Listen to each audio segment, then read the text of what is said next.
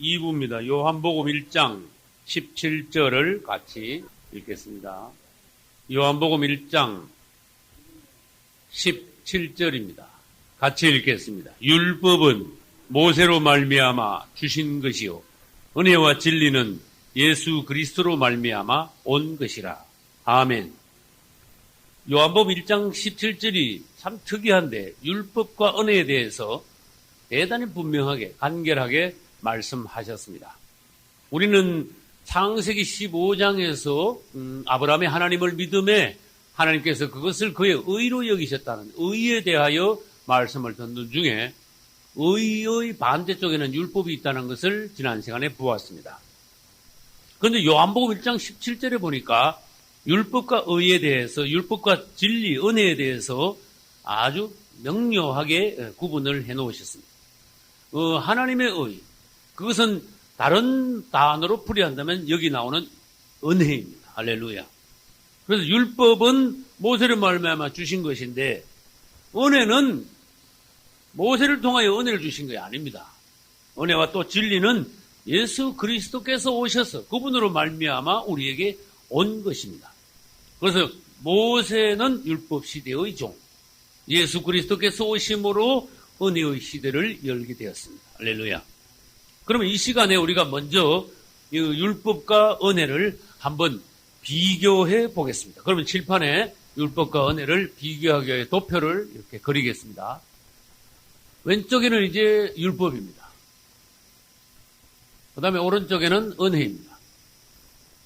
그러면 요한복음 1장 17절에 의해서 율법 하면 누구를 생각해야 됩니까?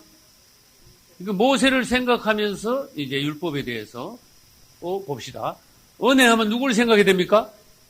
예수 그리스도를 염두에 두고 은혜에 대해서 보기로 하겠습니다. 그러면 먼저 1차로 시대를 한번 보겠습니다. 율법 시대는 언제고 은혜 시대는 언제입니까? 그렇지요. 율법 시대는 구약 시대고 은혜 시대는 무슨 시대다?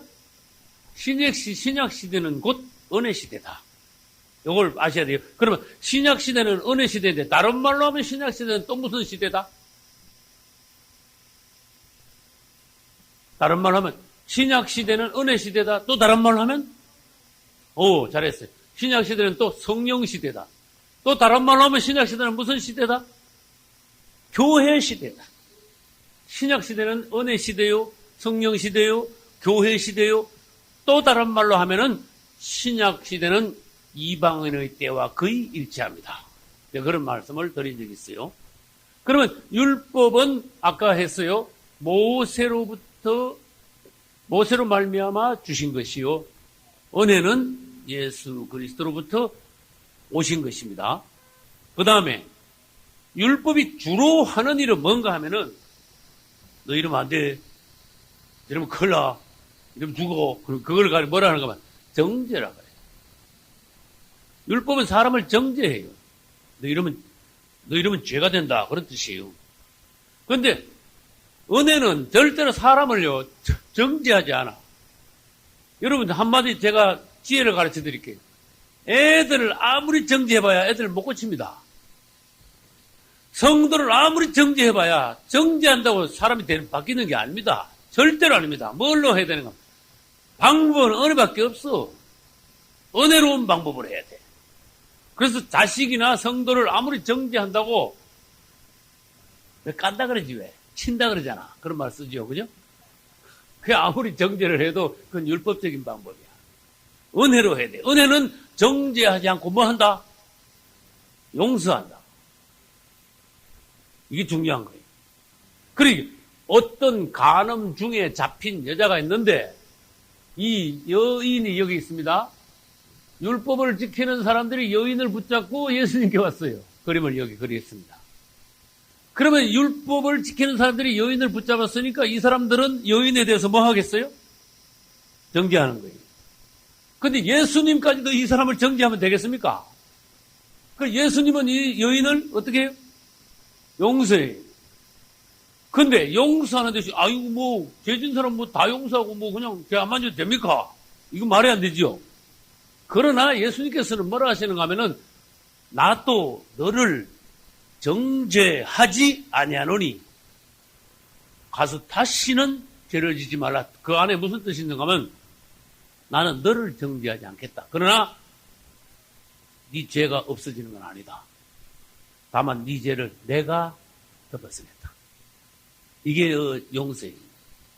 그래서 율법 시대에는 그 사람이 죄 짓으면 그 사람이 다 덮어써야 되고, 은혜 시대는 예수님이 우리를 대신하여 우리의 죄를 담당하셨어요. 그게 은혜예요. 그래서 그분이 우리 죄를 가져가셔가지고 그분이 속죄 양으로 십자가에서 죽으시고 내가 그것을 믿을 때 우리가 구원받는 그것이 은혜입니다. 하나님의 의입니다. 그것이. 할렐루야. 그 다음에 율법은요, 이거 안만 지켜도 소용없는 죽은 문자야, 문자. 무슨 뜻인지 아시겠죠? 율법은요, 문자에 불과합니다. 에베소 2장 15절에 그랬어요. 의문에 속한, 그랬어요. 의문에 속한. 그래서 여기서 의문이라는 뜻이 무엇이죠? 에베소 2장 15절입니다. 의문에 속한 그랬어요. 그래서 여기서 에베소 2장 15절에 의문이라는 단어가 뭘까요? 퀘스천 마크입니까? 예, 에베소 2장 15절에 의문이라는 단어를 썼어요. 율법이 의문에 속한 것이래. 그러면 이때 의문이 뭔가 하면은 지금 여기서 말한 죽은 문자라는 뜻이에요. 그러면 이걸 의문을 한자로 쓰면은요, 이 의자에다가 사람 인변에 오를 의자예요. 그 다음에 걸을 문자. 의문이, 의문. 율법은 죽은 문자야. 그냥 완전히 아무것도 역사를 할 수 없는 그냥 단순한 문자야. 그런 뜻이. 문자이므로 그것이 우리를 구원할 수는 없다는 뜻입니다. 근데 은혜는 곧 예수 그리스도가 은혜거든요. 은혜는 뭔가 하면 실제야. 생명입니다. 할렐루야. 그 다음에 율법은요, 끄떡하면 뭐 하는가 하면 뭐뭐 하면 죽어그래. 그래서 뭐뭐 하면 죽는단 말은 다른 말로 하면 그건 저주라 그래. 저주의 속. 율법은 저주 아래 있다. 아까 성경 구절을 통해서 말씀드렸습니다. 갈라디아서 3장 10절은 율법 아래에 있는 자는 저주 아래에 있는 것 같다. 다시 말해서 율법이 저주 아래에 있다고 하면 뭐뭐 하면 죽는다. 뭐뭐 하면 죽는다. 계속 죽는 거야. 그리고 율법을 우리를 아무리 잘 지키려고 해도 결국은 못 지키게 돼. 다시 말해서 10,000가지 지키다가 한 가지 안 지키면 그걸로 저주받는 거야. 그리고 지킬 수도 없고 사람은 율법을 다 지킬 수 있는 능력이 없어요. 그래서 주님이 오셔야 주님이 율법을 다 이루시고 주님이 이루신 그것을 우리가 받아들이는 방식이 돼야 돼. 그래서 율법은 저주합니다. 은혜는 사람을 저주하는 게 아니라 축복했어요. 할렐루야. 그 다음에 보겠습니다. 율법은 사람에게 이거 하라, 저거 하라 그러면서 계속 짐을 지워. 계속 요구만 해. 짐 지우고 요구한다. 그래서 자식들에게나 성도들에게 짐을 지우거나 요구해서는 안 된다는 거예요. 될 일이 아니라는 거예요. 이 마태복음 23장 보면요, 바리새인들을 하나님께서 화했을진저 외식하는 서기관들과 율법사 바리새인들이 사람들에게 짐을 지우고는 너는 한 손가락으로도 움직이게 하지 않는다 그러셨죠. 그게 율법은 사람들을 계속 짐을 지운다. 그래도 사람을 율법으로 죽을 찌개게 되게 한다. 그러면 죽을 찌개게 되면 그게 죽을 찌개게 되고 난 뒤에 구원이 있냐? 구원이 없어요. 죽을 찌개로 그냥 죽게 만드는 거야. 그러나 은혜에 오면은요, 사람의 짐을 확 벗겨버립니다. 그래서 우리가 은혜 받으면은 특징이 뭡니까? 자유와 해방이야. 할렐루야. 사람이 확 달라져 버려요. 자유와 해방. 이거 다 써보겠습니다. 자유와 해방. 은혜는 짐을 벗겨줍니다. 그래서 내 대신 짐 지신 예수님, 그런 찬송과 가사가 있죠. 짐을 벗깁니다. 율법은 자꾸 이래라 저래라 자꾸 하지만은 은혜에 오면은요, 할 수 있도록 능력 주시오. 또 자연스럽게 하도록 감동 주시오. 할렐루야. 근데 능력도 없이 감동도 없이 성도들에게 자꾸 하라 그러면은 이 사람은요, 결국 안 하면 안 되지요. 꼭 안 하면 또 지옥 갈 것 같아. 그렇게 하긴 하는데 억지로 하니까 그 사람은 율법에 떨어지는 거예요. 그 사람이 하는 게 나쁘지는 않습니다만은 하나님 보시기에 꼭 바리새인 같으지. 그 다음에 율법은요, 밖으로 나타나는 행동만 강조해. 맞죠? 그러나 은혜는요, 밖으로 나타나는 행동이 아니고 이 속 사람을 변화시켜서 새 생명 가운데 그 사람이 행하게 하셔. 이게 외적인, 내적인 다른 겁니다. 그래서 다른 말로 해볼까요? 율법은 행동. 행동의 주. 그 다음에 은혜는 생명의 주를 뒀습니다. 그 다음에 법정에 가면은 어떤 사람이 죄를 지으면은 판사 앞에 죄인이 여기 있었고, 그림을 그려보겠습니다. 제로에 이제 판사가 있어요, 이게. 그 다음에 밑에 이제 죄인이 있었어. 죄인의 왼쪽에 누가 있고, 오른쪽에 또 누가 있어. 이게 네 사람이 돼. 판사가 있고, 죄인이 가운데 있고, 죄인 오른쪽에 왼쪽에 사람이 또 있어, 두 사람이. 그러면 죄인 왼쪽에 있는 사람 누구고 죄인 오른쪽에 있는 사람 누굴까? 그렇지요. 왼쪽에 이제 검사가 있으면 이쪽에 뭐가 있어요? 변호사가 있어요. 검사는요, 맨날 하는 소리가 뭔지 알아요? 이 사람이 무슨 죄를 졌어요? 이 사람이 뭘 잘못했어요? 이 사람이 이렇게 죽어야 돼요? 뭐 계속 말하자면 사람 잡는 거야. 변호사는요, 절대로 이 사람 뭐 잘못했던 거 아니에요. 이 사람이 할 수 없이 이래 돼요. 사정이 그래 돼가지고, 환경이 그래 돼가지고. 이 사람만 잘못한 게 아니고, 저 사람이 어떻게든. 아무튼, 이 변호사는요, 계속 문자 그대로 변호를 해. 그러면 말하자면은, 이 율법은 검사야. 율법을 우리한테 하면요, 계속 잘못했다 소리만 해. 넌 죽어서 계속 저주하래. 주님이, 은혜로 주님이 우리에게 오시면요, 주님은 우리를 변호하셔. 할렐루야. 그분이 나를 위하여 죽으셨으므로 우리에게 죄가 없음을 그분은 변호를 하시오. 그분은 우리의 변호사입니다. 할렐루야. 우리가 그분을 믿음으로 말미암아 그분께 붙으면 그분은 우리의 A급 변호사가 돼가지고 하나님 앞에 나갔을 때 그분이 우리를 변호하시오.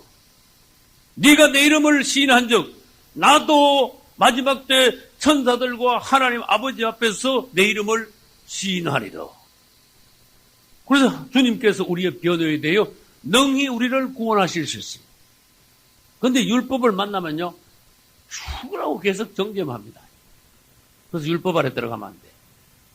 나는요, 목회하면서요, 율법 아래 완전히 빠진 사람들 봤어. 아주 헤어나기 힘듭니다. 율법주의자들을 봤어. 그래서 그 사람들을 보면요, 완전히 사상이 구약 시대의 사상이야. 특히, 구체적인 예를 들어가지고, 안식교인들 같은 사람들은요, 완전히 율법에 빠졌어. 조심하셔야 돼. 그래서 그들을 이렇게,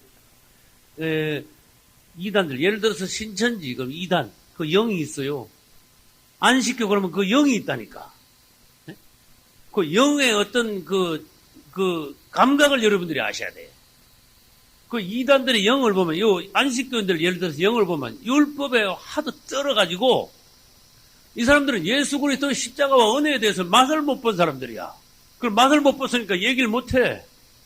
근데 뭐는 또 도를 통했냐면, 율법에 대해서는 도를 통했어. 입만 벌렸다 하면 율법에 관한 얘기야.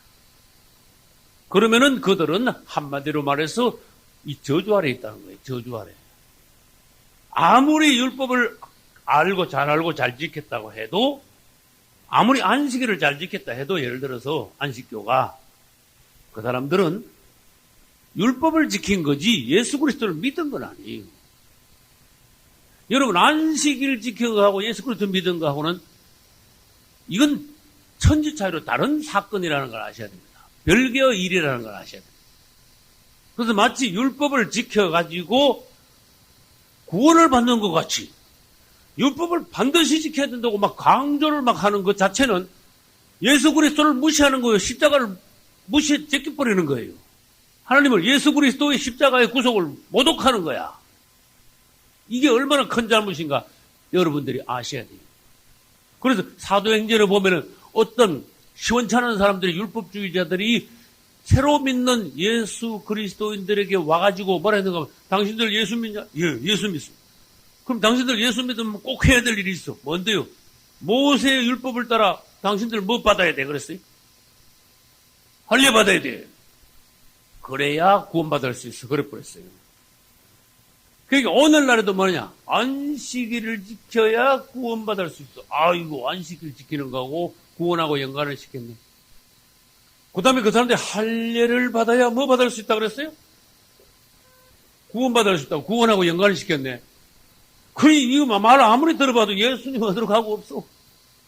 십자가는 그 사람들 포함해 십자가는 무효야, 무효. 완전히 주님을 모독한 거예요.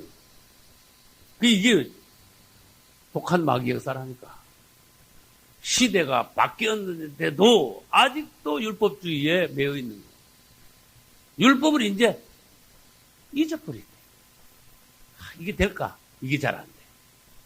율법을 잊어버리고 은혜를 받아서 은혜로서 자연스럽게 율법이 완성되고 율법이 그냥 율법 위에 그냥 능가하도록 만들어줘야 돼. 안 그러고 율법적으로 자꾸 지키려고 그러다가는 여러분들은 은혜는 강고도 없고 율법주의에 빠져요. 그 다음에 그걸 지켰다고 한들 바리새인들 같이 자기 의에 빠져요.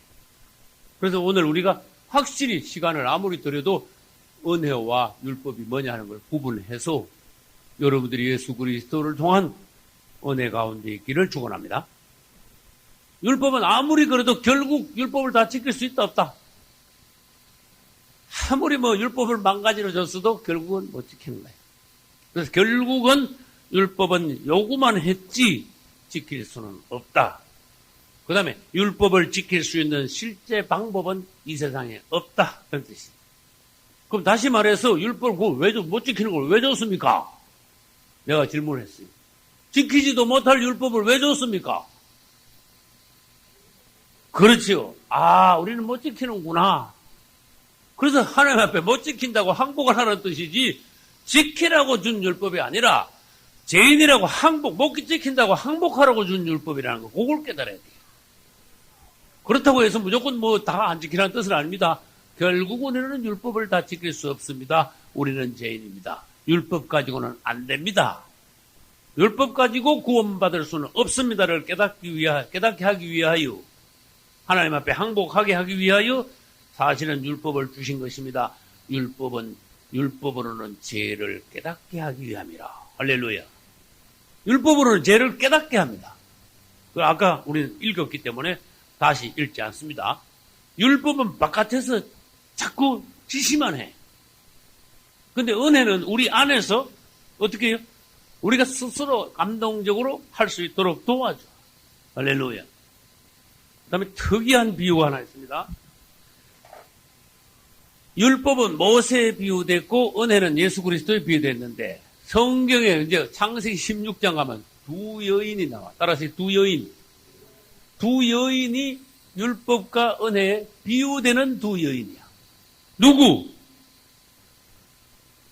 하갈하고 사라. 할렐루야. 율법은 누구를 비유합니까? 하갈이 율법을 비유합니다. 그 다음에 사라는 뭘 비유합니까? 은혜를 비유합니다. 아주 특이한 성경 말씀. 여기 하갈이 율법을 상징하고 사라가 은혜를 상징하는 것이 갈라디아서라는 책이 없었더라면 우리는 몰라서 갈라디아서 가니까 그걸 비로소 창세기 16장에 있는 것을 갈라디아서에서 비유로 말씀하셨어요.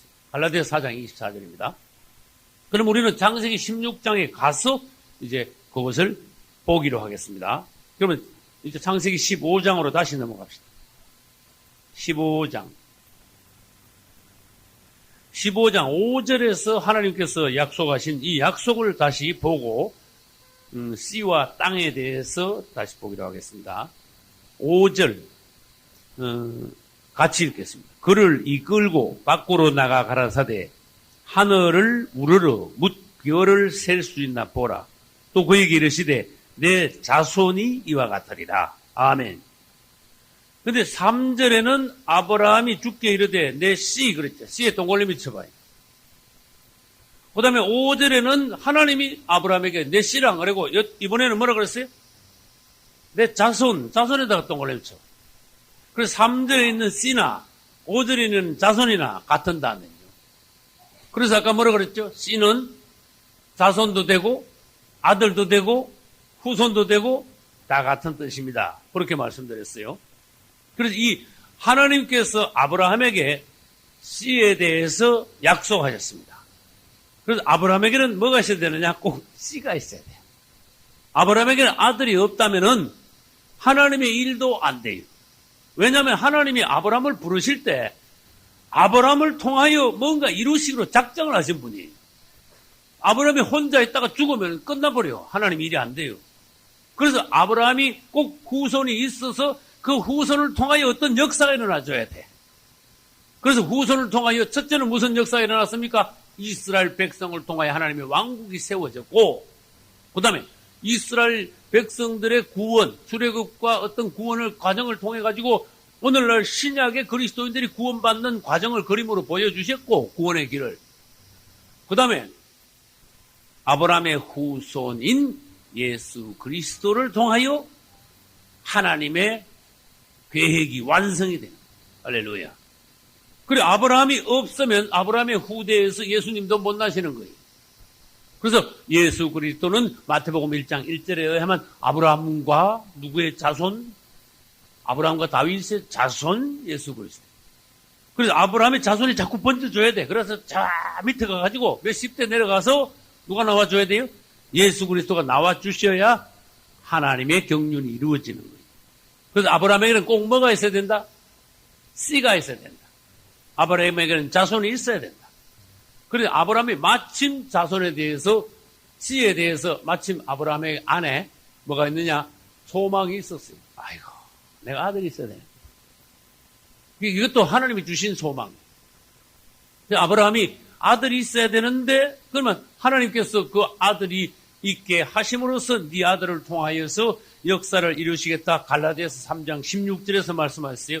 내 자손, 그런 단어가 갈라디아서 3장 16절에 나와요.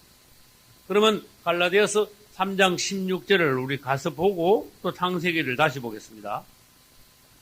갈라디아서 3장 16절. 하나님께서 창세기 15장에서 씨에 대해서 약속을 하신 것을 갈라디아서 3장 16절에서 다시 말씀하셨습니다. 이 약속들은 아브라함과 그 자손에게 말씀하신 것인데 여럿을 가리켜 그 자손들이라 하지 아니하고 복수가 아니다 그 말이에요. 그 자손들이라 하지 아니하시고 오직 하나를 가리켜 내 자손 단수죠. 자손이라 하셨으니 곧 누구다? 그리스도다. 사실은 아브라함에게 씨가 있을 것이다. 그 말은 아브라함 후에 그리스도께서 나실 것이다. 이런 뜻이. 또 다른 말로 해볼까요? 아브라함의 후손을 통하여 모든 민족이 복을 받으리라. 그 말은 사실은 이스라엘 백성들을 통해서 복 받는다는 말씀이 아니고 누구를 통하여 모든 민족이 복을 받아요? 예수 그리스도를 통하여 모든 민족이 복을 받게 될 것이다. 그래서 아브라함의 씨는 한편은 1차적으로 육신적으로는 아브라함의 씨는 이삭이고 그 다음에 2차적으로 원래 말하는 아브라함의 씨는 예수 그리스도다. 할렐루야. 롯이 아브라함의 씨입니까? 아닙니다. 엘리에셀이 아브라함의 후사입니까? 아닙니다. 이스마엘이 아브라함의 친아들입니까? 아닙니다. 아브라함이 낳았어도 친아들 쪽에 속하지도 안 하고 하나님이 인정하시는 친아들이 아니므로 내쫓아 버렸어요. 그래서 아브라함의 아들은 이삭이요. 그 다음에 예수 그리스도다. 그래서 마태복음 1장에 보면은 아브라함이 이스마엘을 낳았다 소리는 안 하셨어요. 아브라함이 이삭을 낳고 그러겠어요. 자꾸 이러다가 결국은 예수님이 나와주셔야지 이제. 그렇지만 또 그 예수께서 나시기를 또 기다리고 있는 중에 그 과정이 있잖아요. 과정은 또 뭐냐? 우리가 구원받아 천국 갈 때까지 또 그 과정하고 또 똑같단 말이에요. 우리가 살아있는 또 산교훈이 되냐, 그죠? 그래서 성경의 모든 구약의 일들은 다 살아있는 하나님의 교훈이요. 하나님의 생명의 말씀입니다. 할렐루야. 그 다음에 하나님의 목적이 이루어지기 위해서는 아브라함에게는 어떤 씨가 있어야 되는가? 합당한 씨가 있어야 돼요. 그냥 시원찮은 씨가 아니에요. 아브라함이 이삭을 낳고 이삭이 점점 내려가가지고 이스라엘 민족이 되어 이스라엘 민족이 하나님의 왕국을 이 땅에 최초로 세우고 그 다음에 이스라엘 왕국이 세운 다윗이 세운 이스라엘 왕국은 하나님의 실제 왕국의 그림자예요. 또 이 땅에 세울 하나님의 실제 왕국은 뭡니까? 예수님께서 오셔서 세울 천년왕국이 하나님의 이 땅에 세울 왕국의 실제예요. 그래서 그분이 오셔야 실제가 온다는 거야. 다윗은 이 땅에 최초의 하나님의 왕국을 세웠습니다. 맞죠? 그것은 그림자다. 그 다윗이 세운 왕국을 하나님께서 기뻐하시고 실제의 왕국이 다윗의 뒤를 이은 영원한 왕이신 다윗의 왕권을 가지고 오신 누구? 예수 그리스도를 통하여 진짜 하나님의 왕국을 세우는 것이 앞으로 주님 오셔서 세울 천년왕국이다. 할렐루야. 그래서 다른 말로 해보겠습니다. 하나님의 뜻이 이루기 위해서는 아브라함에게 씨가 있어야 된다. 자손이 있어야 된다. 아들이 있어야 된다. 그런데 사실은 이 씨가 이삭뿐만 아니라 사실은 예수님이다. 그랬어요. 그러면 그것을 아브라함에게 적용하지 말고 우리한테 적용해보자고. 우리를 통해서 하나님의 역사가 이루어지려면은 우리 안에 다른 거 없어요. 예수님이 나셔야 돼. 우리 안에서 예수님이 나셔야 하나님의 뜻은 이루어진다는 그런 뜻이. 우리가 아무리 행동으로 아무리 사람이 외적으로 아무리 해도 소용없고 우리 안에서 예수께서 나셔야 뭔가 하나님의 뜻은 이루어져요. 그래서 우리 안에 예수님이 나신다. 그 말은 다른 말로 하면 뭡니까? 우리가 물과 성령으로 거듭나야 된다. 주님이 우리 안에 나셔야 된다. 그래서 저는 그것을 전에 뭘로 비유했는가 하면은 시집을 가면 여자가 아기를 낳아야 안 되냐? 잉태를 해야 안 되냐? 그러면 시집을 가서 여자가 잉태를 했단 말은 남자의 생명을 받았다는 거잖아요. 그래서 오늘날 우리가 예수님께 시집 간 거 아니냐? 그래서 우리가 예수님께 시집 갔으면은 예수님의 생명을 우리가 잉태해야 되지 않냐? 그렇지 않으면은 시집간 결과가 시집간 목적이 없다고 합니다. 그래서 오늘날 우리 안에서도 그분이 잉태되지 않으면 우리는 마치 이스라엘 여자들이 시집가서 아기 못 낳는 것과 같은 짝이 된다. 그것을 다른 말로 실제적으로 말하면 예수는 밑대 물과 성령으로 거듭나지 못한 걸 구약시대에는 시집가 가지고 아기 못 낳은 걸로 비유했다. 그런 뜻이에요. 그래서 여러분들이 예수 믿으면 꼭 율법적으로 행동이 어떻게 그거 말고 그리스도를 여러분 안에 잉태하셔야 돼요. 다시 말해서 물과 성령으로 거듭나셔야 돼요. 할렐루야. 우리 안에도 예수 그리스도라는 씨가 잉태되어야 하나님의 뜻이 이루어진다. 할렐루야. 그래서 씨 따라하세요. 씨가 이거 성경에 아주 중요한 단어예요. 씨. 구약에서 아브라함의 자손, 아브라함의 씨 이랬단 말이에요. 씨나 자손이랑 같은 뜻이에요.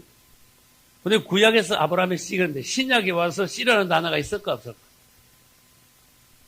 네? 내가 질문합니다. 아브라함의 씨는 결국 누구예요? 예수 그리스도. 잘 알았어요. 그럼 신약에 오면 씨가 있어요, 없어요? 마태복음 13장에 어떤 사람이 씨를 뿌리죠. 그거하고 아브라함 씨하고 연관을 시켜줘야 되는 거예요. 씨를 뿌린다 그 말은 예수 그리스도를 뿌린다는 뜻이야. 그 다음에 씨 뿌리는 사람이 누구예요? 예수 그리스도예요 또. 그분은 씨 뿌리는 자로 오셔서 그분 자신을 뿌리는 거예요. 할렐루야. 그래서 이 씨를 뿌리시는데 밭에다가 뿌리는데 이 밭이 뭐냐? 우리 마음이야. 이제 우리 안에다가 자꾸 씨를 뿌려, 이제. 그래서 밭은 네 가지다. 길가밭도 있고, 돌짝밭도 있고, 가시밭도 있고, 그 다음에 마지막으로 옥토도 있고. 이거 중요한 거예요. 그래서 제가 그런 말씀, 가끔은 테이프를 이렇게 나눠드려 보면 요 네 가지가 드러난다는 거예요. 무슨 말인지 알겠죠? 요 길가밭 같은 사람은요, 아무리 은혜로운 테이프 갖다 줘도요, 말씀이 밑에 안 들어가. 말씀이 길가밭은 새가 다 쪼아먹죠? 말씀 듣고 하루도 안 가 다 잊어버려. 전혀 남는 게 없어. 그 다음에 돌짝밭은 은혜를 좀 받다가, 어떻게 돼? 요, 은혜는 받았어. 돌짝밭 사람은 은혜는 받습니다. 은혜는 받다가 오래 안 가. 햇빛이 난다는 말은 뭐예요? 생활에 어떤 어려움이 오는 거예요. 오니까 바짝 말라가지고 타져서 죽어버려. 그 다음에 가시밭, 요건 뭐예요? 생활의 염려야, 이제. 여러 가지 생활 먹고 사는데 복잡한 거예요. 그것 때문에 은혜 다 잊어버려. 근데 진짜 100명 중에 1명, 100명 중에 2명, 옥토밭이 나와. 말씀을 막 쫙쫙 받아들이는 사람. 정말 복 있는 심령들. 밭도 여러 가지라는 걸 아셔야 돼요. 여러분, 목사님들이 말씀 잘 전하는 게 그것만 중요한 게 아니라는 거야. 목사님들 보고 말씀이 뭐 어떠니 저떠니 그런 소리 하지 말라는 얘기야. 내 밭이 어떠냐 그걸 먼저 보라 그만. 말씀이 안 만져면 뭐예요? 길가밭에 뿌려봐야 씨만 날아간다니까. 씨값만 깝다니까. 우리 봤죠? 씨 차라리 안 뿌리는 게 낫고 옥토가 되시기를 예수의 이름으로 축원합니다. 그 다음에 씨가 있으면은 그 다음에 뭐가 있어야 될까? 하나님의 뜻이 이루어지기 위해서는 씨가 있어야 된다. 곧 예수 그리스도면서도 곧 또 다른 말로 하면 사람이 있어야 된다. 그 다음에 주님의 뜻이 이루어지기 위해서는 씨, 사람 외에 또 땅이 있어야 돼요. 따라서 땅. 또 따라서 씨와 땅. 우리는 하나님의 뜻이 이루어지기 위해서 씨와 땅이 있어야 된다 말이에요. 그래서 하나님의 그 영원하신 기뻐하시는 경륜, 우리는 감히 이걸 하나님의 경륜이라는 단어를 잘 쓰지도 못해. 얼마나 깊고 놀라운지 이 사람이 둔한머리 가지고는 하나님의 경륜에 대해서 감히 어떻게 건드리질 못해. 그러나 아무튼 태초에 하나님의 기뻐하시는 경륜이 있었어. 그런데 그 뜻을 이루기 위하여 하나님께서는 그 다음에 뭐를 창조하셨어요? 천지를 창조하셨어요. 야, 이거 보셔야 돼요. 하나님이 가만히 계시면 되는데, 하나님 뭐가 모자랍니까? 하나님이 아쉬운 게 있습니까? 배가 고픕니까? 춥습니까? 덥습니까? 심심합니까? 도대체 하나님 뭐가 아쉬운데?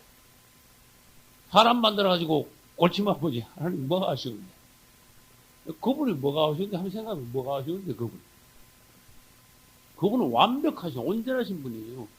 영원 태초 전부터 계셔서 영원 후까지 계실 분이에요. 근데 어느 날 그분은요, 놀라운 계획을 세우셨어요. 주님의 계획을 찬양합니다. 그분의 계획은 얼마나 선하신지 몰라. 기뻐하시는 그분의 계획이야. 그분의 계획을 세워서 운행시켜서 완성해 가는 동안에 하나님의 영광이 드러나. 이게 성경의 역사라는 거예요. 근데 그분의 선하신 경륜을 위하여 그분은 천 다음에 지를 창조하셨어. 하늘과 땅을 창조하셨어. 이 땅이 이제 하나님 보시기에 굉장히 중요한 거예요. 땅도 중요하고 사람도 얼마나 귀한데 사람들은 땅을 그냥 돈인 줄 알고, 응? 사람을 뭐 취급하고. 하나님 보시는 이 관점하고 사람과 땅을 보는 관점은 너무 틀려요. 여러분, 사람을 진짜 깊이 보셔야 돼요. 영혼을, 굉장히 영혼을 고귀하게 봐야 돼요. 사랑스럽게 봐야 돼요. 내가 은혜를 받으니까 사람의 영혼이 고귀하고 막 사랑스러운 이런 게 나한테 오더라. 이 사람들은요, 잘못하면 엄난한 걸로 사람을 보고 착취의 도구로 사람을 볼 수도 있고, 사람을 보기를 심하면 짐승만도 같이 못 두게 사람을, 짐승값 하나도 안 되는 돈 때문에 사람을 죽이는 수도 있고, 맞죠? 여러분, 소 한 마리도 500씩 갑니다. 근데 5만 원, 50만 원, 500만 원 얻으려고 사람을 죽이는 경우도 있습니다. 소 한 마리 값도 안 된다. 예. 그 사람을 뭐 취급하냐 이거야.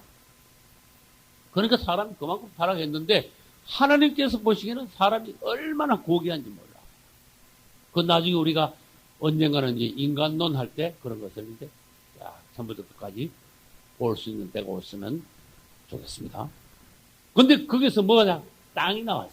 할렐루야. 이 땅이 하나님께서 보시기에 굉장히 중요한 거예요. 근데 간단하게 말합시다. 땅을 통해서 하나님의 뜻을 이루려고 그랬는데, 그 다음, 땅에 창조하신 사람을 통해서 하나님의 뜻을 이루려고 그랬는데, 땅도 사단이 가져가가지고 사단의 왕국을 만들어놨고, 사람도 뺏어가가지고 마귀 종을 만들어놨고, 완전히 다 베려놓은 거야.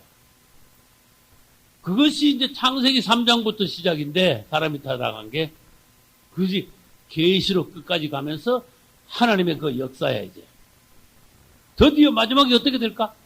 계시록 끝에 가면 하나님의 선한 뜻이 이루어지게 돼 있어요. 그 다음에 이 땅의 주의 뜻이 하나님의 왕국이 이 땅에 세워지게 돼 있어요.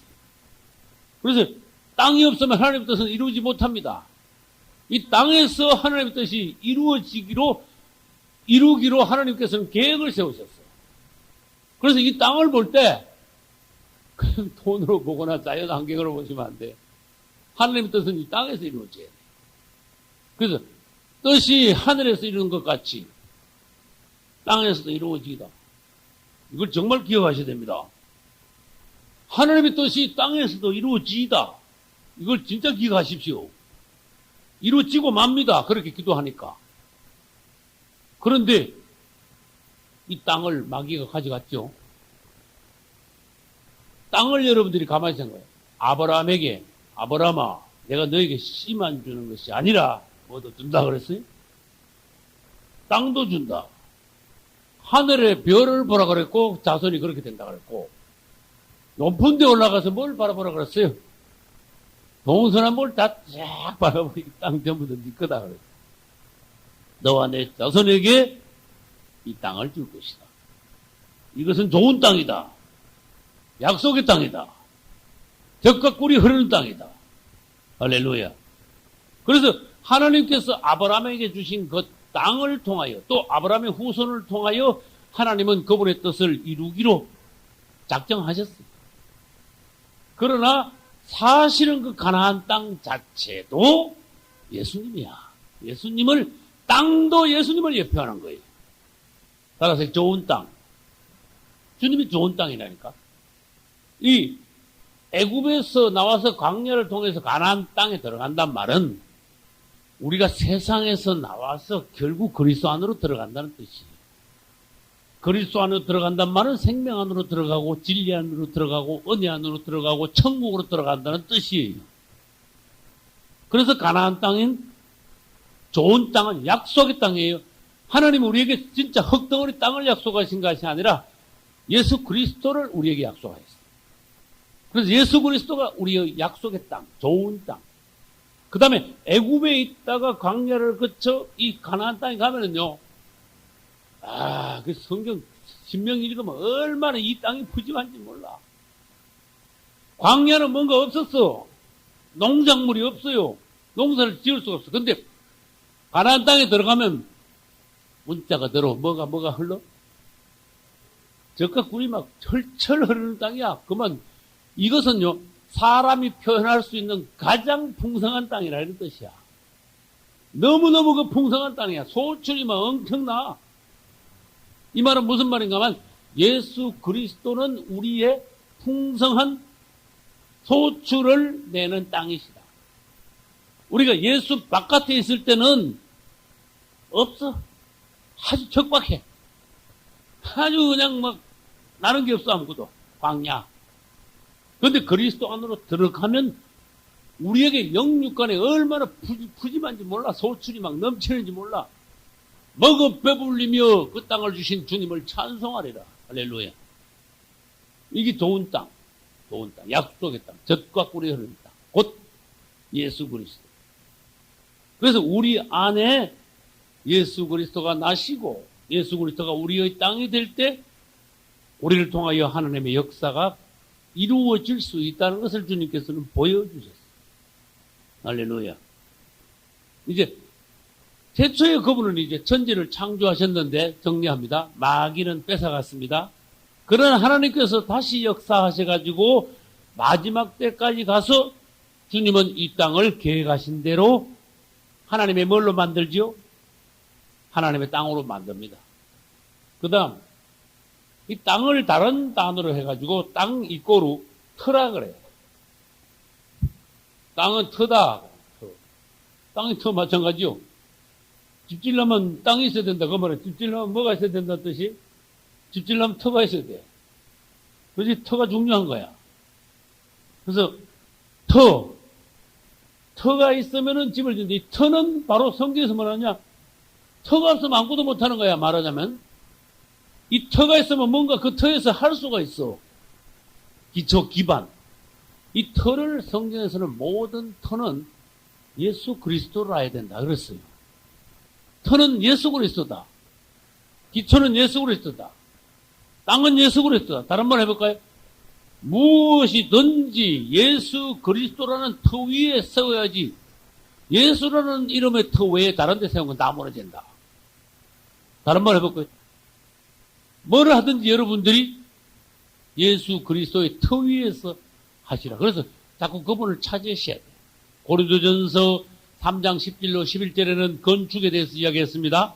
내가 지혜로운 건축자와 같이 터를 닦아두네. 이 터 위에 사람들이 각자 자기의 건축을 하는데 이 터는 곧 누구라? 예수 그리스도라. 그래서 이 터 위에 터가 딱 있는데 예수 그리스도라는 터 위에 이제 건축을 합니다. 건축을 하는데 여러분들이 예수 믿고 신앙생활을 시작했습니까? 여러분들은 예수라는 터 위에 뭔가 건축을 하기 시작했다. 그렇게 말씀하셨어요.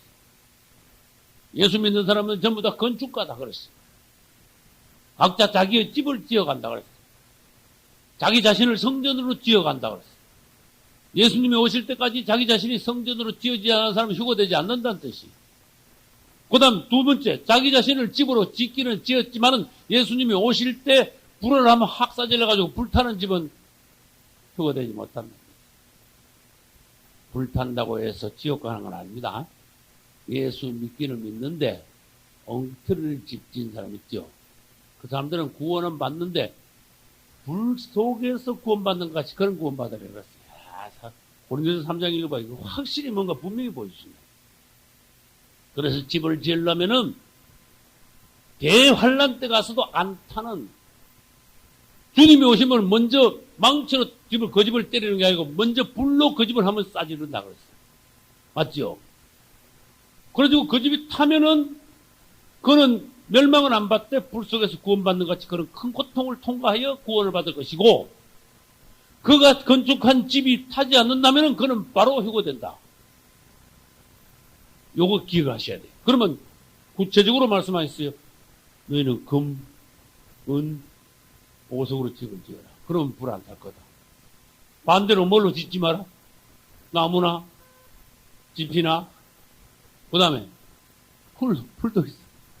그거 뭐, 그냥 불 쏴지려면 금방 없어질 거 아닙니까? 사람들 건축하는 거를, 자기 신앙생활 하는 거를 얼마나 정확히 말씀하시는가 한번 봐요. 기가 막힌 하나님의 말씀이에요. 그래서 신앙생활 하는 성도들의 모습을 보면은 뭔가 멋있게 하는 것 같고 뭔가 잘하는 것 같고 그래도 나무집도 왜 좋은 집 많잖아. 그렇죠? 그 나무로 진 집 주님 오실 때 소용없다. 그분이 오시면은 그 사람이 지은 집이 어떤 집인가 그대로 만천하에 드러나게 된다.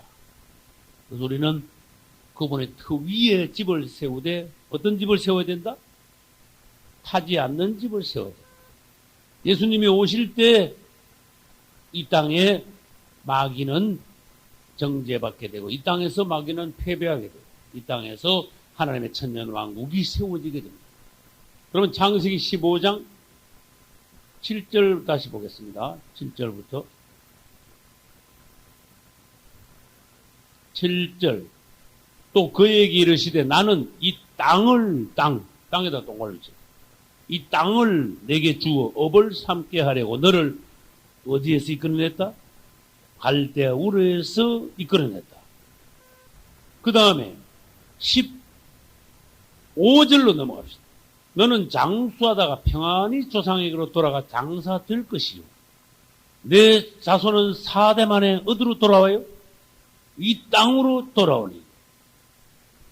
그래 하나님께서 그 땅을 특별히 주셔서 이 땅을 강조하신 장면들이 여러 군데 있어요.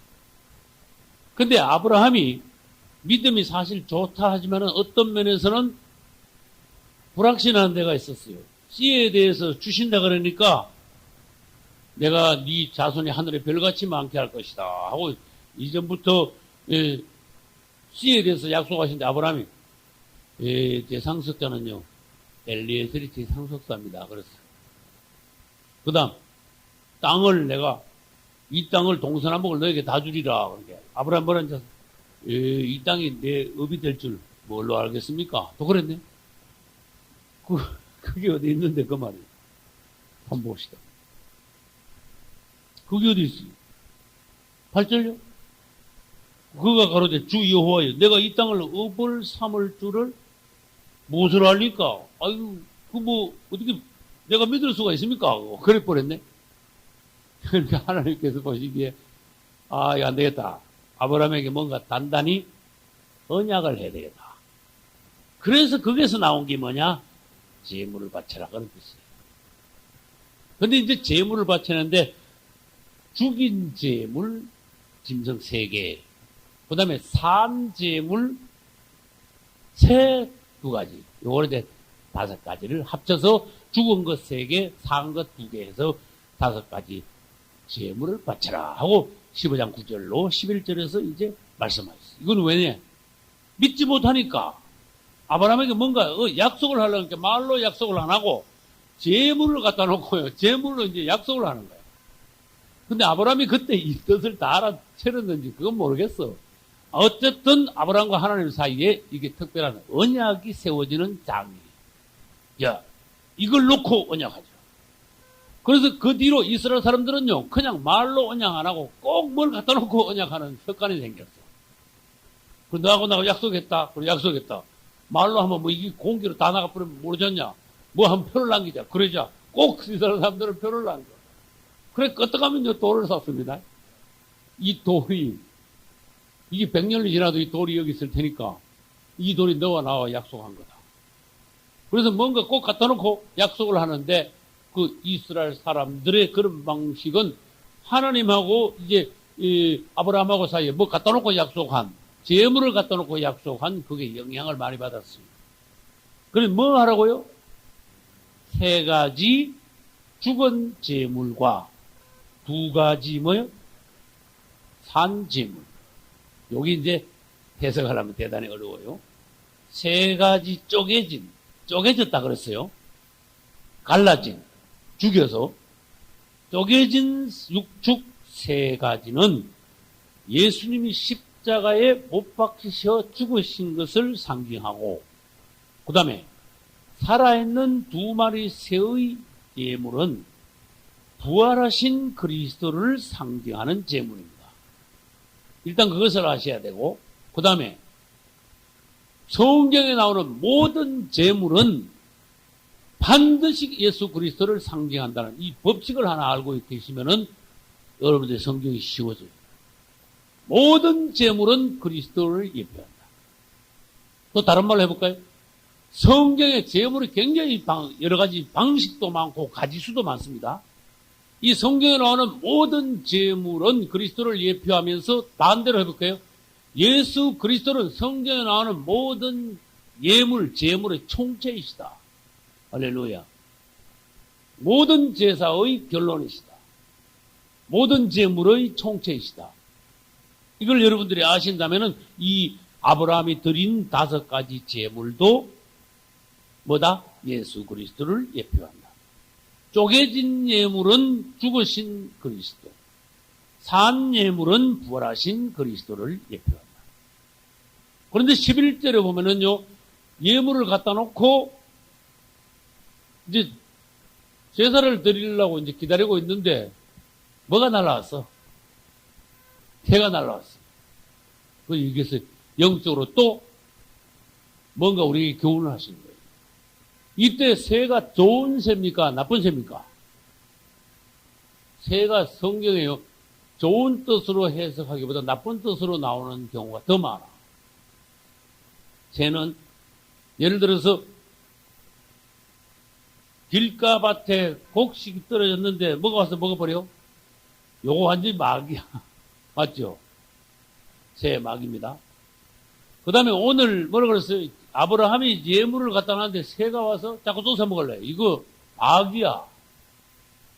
우리가 예수 그리스도 앞에서 뭔가 예물을 드리고 신앙생활하고 은혜를 받게 하면은 제물 자체가 예수님을 상징한다 그랬죠. 예표한다 그랬죠.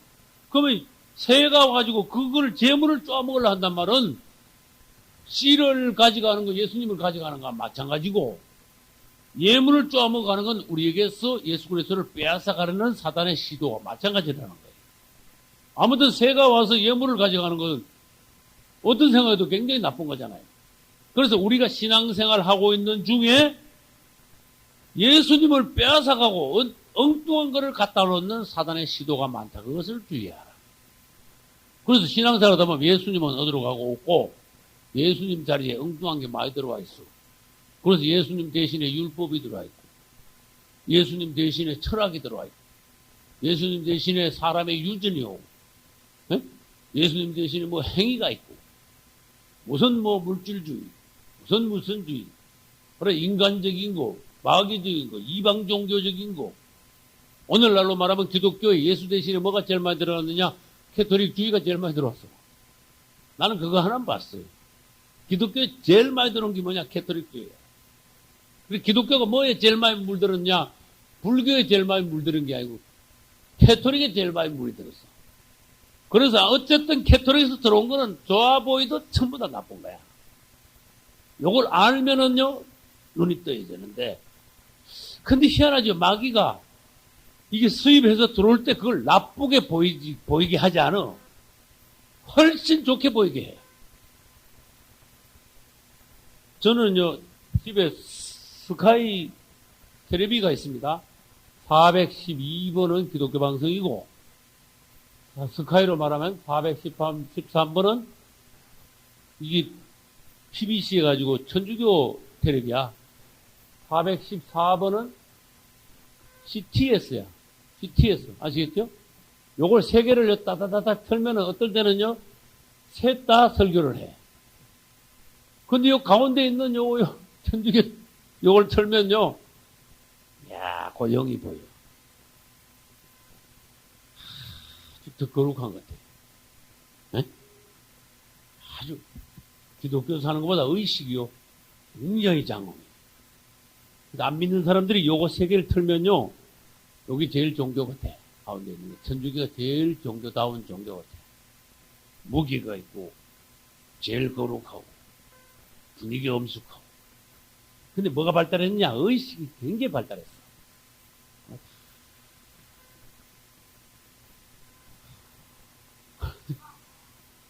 땡 하고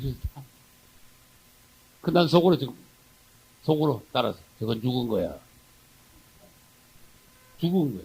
완전히 죽은 거야. 죽은 건데 겉으로 보기엔요 굉장히 엄숙해. 막 분위기도 아주 좋고 옷도요 이런 양복이 아니라니까. 전부 뭐요? 전부 그냥 예? 신부 가운이야. 아주 그걸로 막 외식으로 아주 한복을 다 볼라 그래. 외식으로. 그래서 미안합니다. 천주교 신부 되는 데는 그 성경 별로 몰라도 말하자면 폼만 잡으면요 얼마든지 해낼 수 있다. 이게 외식이라는 거야. 그 구원이 있냐? 그 암만 의식이 거룩한 것 같아도 구원은 없다. 내가 뭘 말하는가? 그런 절기는 또 똑부러지게 잘 지켜. 무슨 절기. 성경에 없는 게 그렇게도 많아. 근데 그걸 하는 거 보니까 목사들이 그걸 이러고 괜찮은 것 같아. 뭔가 엄숙하고 무게가 있는 것 같아. 이거 권위가 있는 것 같아. 이렇게 살고 하나 둘 따라하기 시작했어. 그래서 기독교도요, 분위기가 제법 닮아가요. 땡! 하는 것도 시작해가지고 아주 똑같아. 가운 입은 것도 천주교 가운에서 거의 비슷하게 따왔어. 심지어 목사들 요거 뭐야, 요거. 뭐가지 요거. 요거. 요거 저 사제들이, 신부들이 하는 거 요거 뭐가지 요 하얀 거 요렇게 하는 거. 아주 혐오스러운 거예요. 다 따라해. 집 모양도 따라하고, 예배 방식도 따라하고, 성가대도 따라하고, 옷 입은 것도 따라하고, 예배 순서도 따라하고, 땡 하는 것도 따라하고, 다 따라해, 뭐. 다 따라해. 절기도 따라하고, 다 따라해. 이걸 뭐 하려면 이건 진짜 몇 달 해야 돼. 그래, 이거 뭐냐? 쏘갔어. 실제가 없어. 겉모양만 그럴듯해. 거긴 구원이 없어. 근데 자꾸 보니까 나는 은혜가 별로 없는 사람이, 자신이 없는 사람은 보니까 외적으로는 괜찮거든. 그걸 따라하기가 쉬운 거야.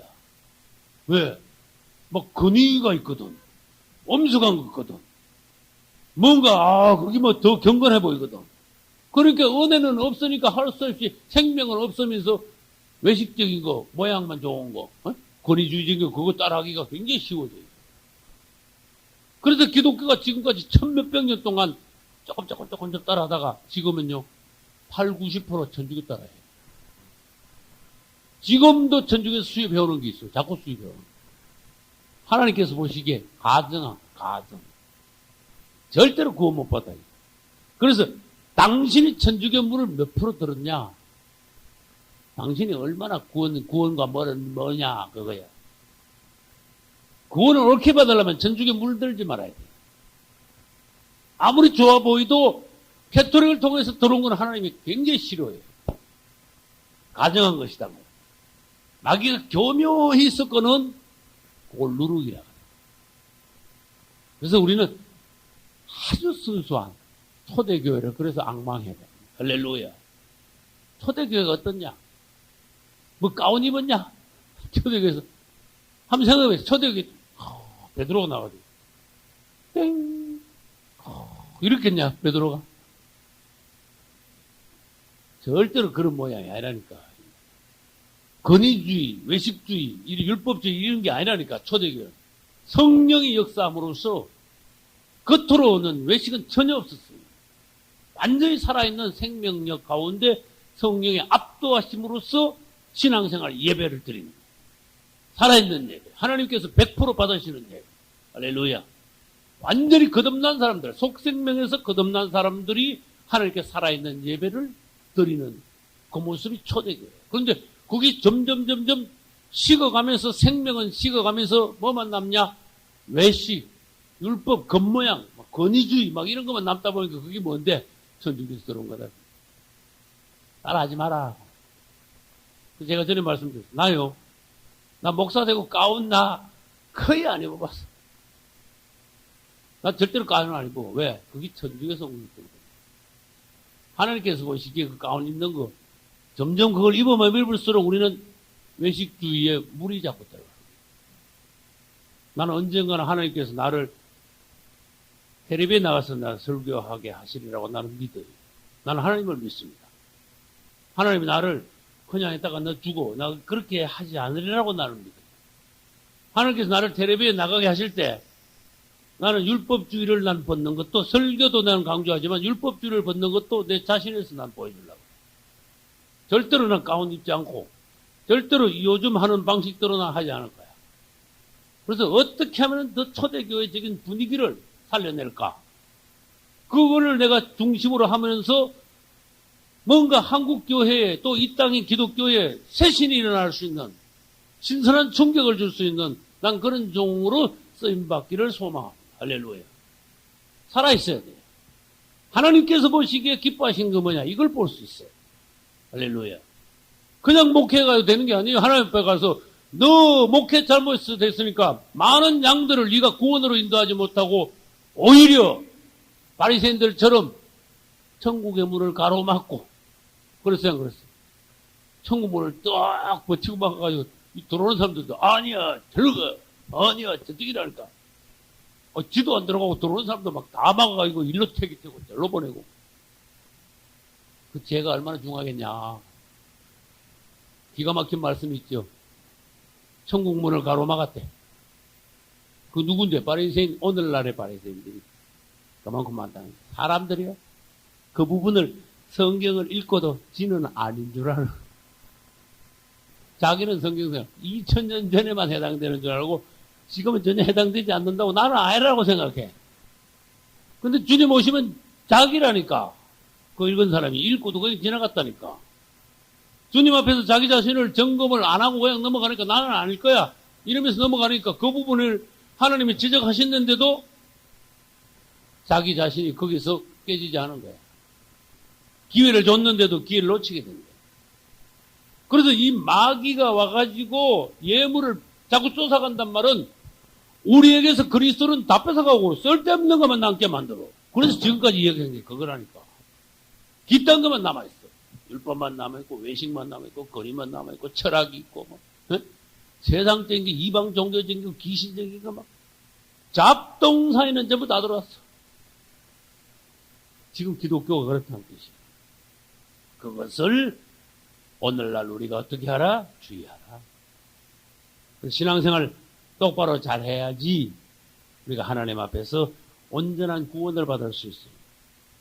그리고 이제 예물을 갖다가 놓았는데 하나님께서 그때 예물을 가지고 아브라함과 언약을 하셨는데 그 예물로 언약하신 것은 바로 예물은 예수 그리스도를 예표하니까 예수 그리스도를 통하여 우리에게 언약을 하셨다. 그런 뜻도 돼요. 그게. 그러고 난 뒤에 주님께서는 예언을 하십니다. 내 자손이 이방에 가서 고통을 당할 것이다. 13절 여호와께서 아브라함에게 이르시되 너는 정령히 하라. 내 자손이 이방에 가서 객이 되어 그들을 섬기겠고 그들은 몇 년 동안에 400년 동안 자손을 괴롭히리니 그 섬기는 나라를 내가 징치할지며 그 후에 내 자손이 큰 재물을 이끌고 나오리라.